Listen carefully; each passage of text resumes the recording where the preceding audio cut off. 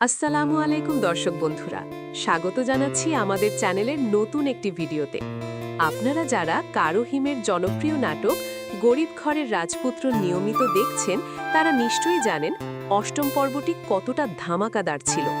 একদিকে সাব্বিরের বস রাতুলের ৩ কোটি টাকার জমি অনিক এক নিমিষেই কিনে নিয়েছে, আর অন্যদিকে অনিকের স্ত্রী মেঘলার সাথে অনিকের দ্বিতীয় স্ত্রীর এক অদ্ভুত বন্ধুত্বের সৃষ্টি হয়েছে।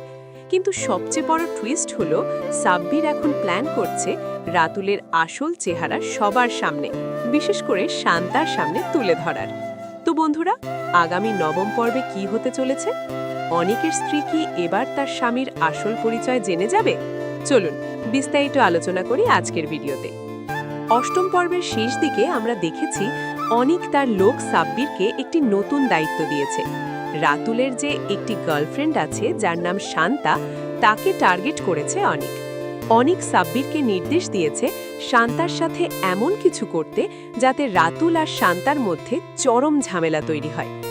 আগামী পর্বে আমরা দেখতে পাব সাব্বির শান্তার জীবনে প্রবেশ করবে। হয়তো সাব্বির শান্তাকে এমন কিছু প্রলোভন দেখাবে বা রাতুলের এমন কিছু সত্য শান্তার সামনে তুলে ধরবে যার ফলে শান্তা নিজেই রাতুলকে ছেড়ে দেবে।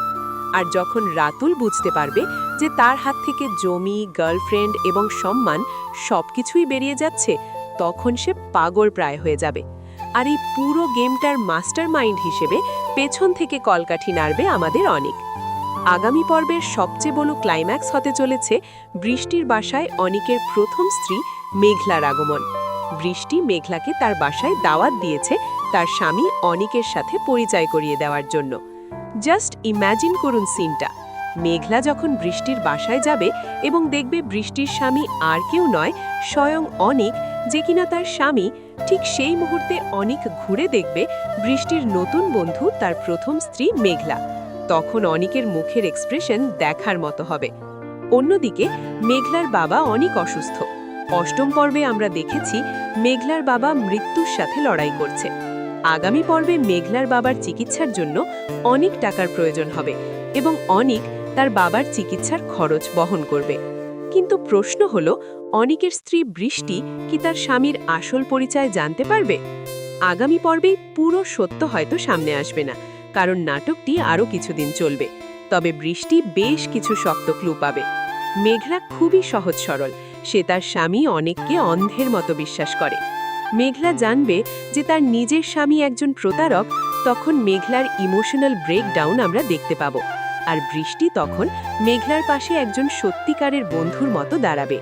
তো বন্ধুরা, বোঝাই যাচ্ছে গরিব ঘরের রাজপুত্র নাটকের আগামী পর্বটি হতে চলেছে ফুল অন অ্যাকশন, ইমোশন এবং সাসপেন্সে ভরপুর। আপনাদের কি মনে হয়, আগামী পর্বের রাতুল কি অনিকের কাছে ক্ষমা চাইবে নাকি নতুন কোনো চাল চলবে? কমেন্ট করে আপনাদের মতামত অবশ্যই জানাবেন। ভিডিওটি ভালো লাগলে লাইক দিন এবং এমন আরও প্রেডিকশন ও রিভিউ পেতে আমাদের চ্যানেলটি সাবস্ক্রাইব করে বেল আইকনটি বাজিয়ে দিন। দেখা হবে পরবর্তী ভিডিওতে। ভালো থাকবেন, সুস্থ থাকবেন। আল্লাহ হাফিজ।